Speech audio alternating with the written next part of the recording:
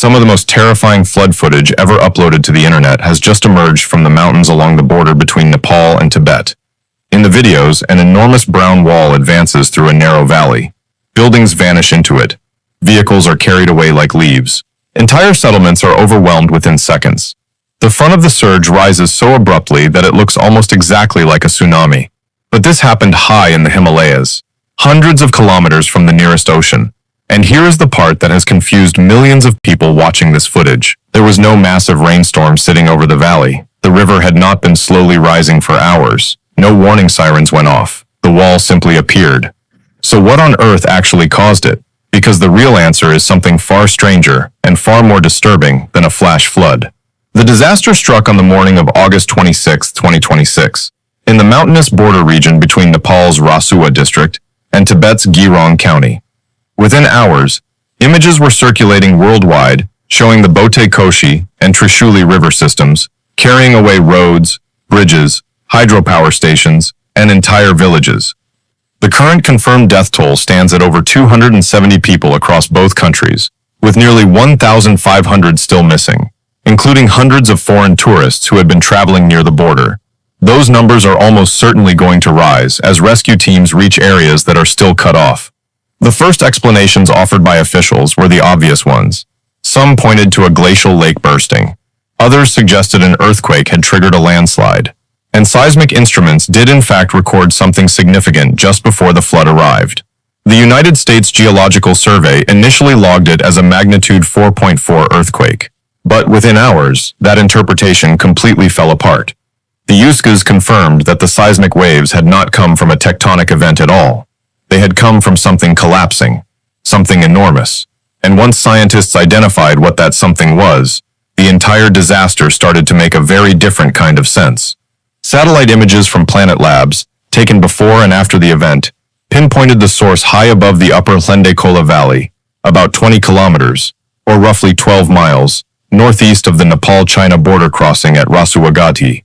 What the images revealed was a section of glacier and mountainside that had simply detached. A colossal mass of ice, fractured rock, and sediment broke away at approximately 5,200 meters of elevation. That is around 17,000 feet, well above the height of most European Alps. It then fell around 1,200 meters, or nearly 4,000 feet, down the mountain face. That is the height of the Empire State Building, 3 times over, falling all at once. At this stage, no river was needed for the collapse to become dangerous. When a mass of rock and ice this large fails on a slope this steep, it behaves like a granular fluid. The blocks collide, shatter, and spread out across the valley floor. But the entire mass continues moving under its own momentum. This is called a rock ice avalanche, and it is one of the most destructive phenomena on Earth. It also explains the seismic signal. The impact of that much material hitting the valley floor at high speed generates ground vibrations that look, on a distant instrument, almost identical to a shallow earthquake. That is why the initial classification was so wrong. The mountain itself was the earthquake. Here is where the story genuinely changes. Because a rock ice avalanche on its own does not usually travel 30 or 40 kilometers downstream. It runs out. It piles up. It stops. This one did not stop. The reason is a process called entrainment. And it is the single most important idea for understanding what those videos actually show. As the collapsing material raced down into the valley, it hit the Lendekola itself, along with the meltwater ponds, saturated sediment, and loose debris that already filled the floor of the valley. Instead of just sliding over the top of all of that, the moving mass scooped it up. It tore material out of the valley floor and absorbed it. Rock, mud, water, boulders, and shattered pieces of glacier all mixed together. And that mixture behaved completely differently from the original avalanche. It became something geologists call a debris flow, a fast-moving slurry that is roughly the consistency of wet concrete, but traveling at highway speeds and carrying boulders the size of cars. And this is the key point that most reporting has missed. The avalanche did not get diluted when it hit the river. It got bigger. It swallowed the river. Studies of comparable rock ice avalanches suggest that the water absorbed from the river and wet sediment can actually contribute more fluid to the flow than the melted glacier ice itself. So what you are watching in the footage is not a river overflowing its banks. It is a mountain that has progressively turned itself into a flood. If you have seen the footage, you have probably heard people call it a tsunami. It is easy to see why. The front of the surge is almost vertical. It bulldozes buildings. It moves with a kind of unstoppable weight that most floods simply do not have. But it is not a tsunami, and the distinction actually matters. A tsunami happens when something, an earthquake, a landslide, an underwater eruption, suddenly displaces a body of water. The water itself then carries the energy outward as a wave. If this glacier had fallen into a large lake, that could have produced what is called a landslide tsunami. Energy passing through water, with the water staying more or less where it is. That is not what happened here. In the Lende Kola, the mud, the boulders, the ice, and the water were all part of the flow. The entire mixture was traveling together. It was the material itself moving downstream, not a wave passing through it. The near vertical wall at the front is just a natural feature of large debris flows. The heaviest, coarsest material, the boulders and the rock, concentrates at the leading edge and forms a dense, mechanically powerful front. The wetter, muddier slurry behind it keeps pushing that front forward. It is essentially a bulldozer with a river behind it. There is also an ongoing scientific question about whether the avalanche briefly dammed the Lende Kola. In a narrow Himalayan valley, millions of tons of ice and rock can pile up and block a river for minutes or hours. Water then builds up behind it, until the natural dam gives way and releases in a single pulse. That would explain why one downstream monitoring station recorded the river rising by up to 9 meters, nearly 30 feet, in just 30 minutes.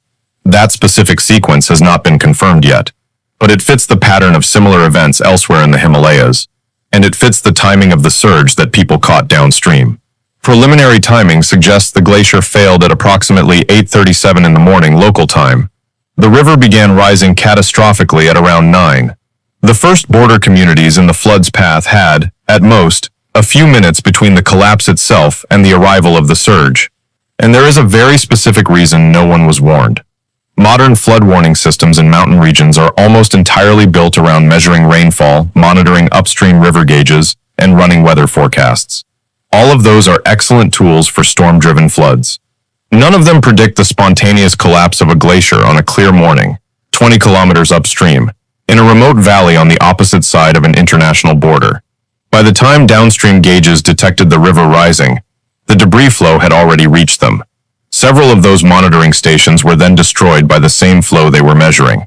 This is the darker lesson of what happened in the Lende Kola. The current generation of early warning infrastructure in the Himalayas was designed for the wrong kind of disaster. The threat is no longer just the monsoon, it is the mountain itself. Which brings us to the question everyone is quietly asking. Why did the glacier collapse in the first place? Satellite observations show that a significant amount of snow had disappeared from the source area during a warm period in the days before the disaster. That kind of rapid melt can allow meltwater to penetrate deep into fractures in the ice and rock, or to reach the base of the glacier itself, reducing the friction that was holding it in place. More broadly, glaciers throughout the Hindu Kush and Himalayas have been thinning for decades. The permafrost that acts like natural glue on high mountain slopes has been thawing. Rock walls that were frozen solid for thousands of years are becoming unstable. And this is not the first sign. In July of 2025, an outburst flood down this same Hundal River destroyed the Nepal-China Friendship Bridge at Rasuagati and killed more than a dozen people. That bridge had only recently been rebuilt. This month, the same river system did it again, bigger, faster, and with far more casualties. The International Center for Integrated Mountain Development has been warning for years that floods, landslides, and glacier collapses in the Hindu Kush Himalayas are increasing in both frequency and severity. What happened on August 26th is exactly the kind of event they said was coming. It is unlikely to be the last. A section of glacier and mountainside failed under its own weight. The resulting rock ice avalanche fell more than a kilometer. It struck the valley floor with enough force to register as an earthquake on instruments around the world. It entered the Lende Kola, absorbed the river and its sediment, and transformed into a fast-moving debris flow. That flow then surged through populated valleys tens of kilometers downstream, taking with it roads, bridges, homes, and lives. What the footage shows is not simply a flood. It is a mountain in the process of collapsing, and progressively turning itself into one. But behind the geology and the terrifying images is a profound human tragedy. The people caught in these valleys had almost no warning. They had no reason, on an ordinary morning, to expect that an entire mountainside was about to send a wall of debris towards them. Many lost their lives. Countless others lost their homes, their families, and their futures in an instant. As we try to understand how this disaster unfolded, we should also spare a thought for every person and community now living with what it left behind. Thanks for watching. And a big shout out to my Patreon and YouTube members. Thank you so much to everyone who helps support this channel.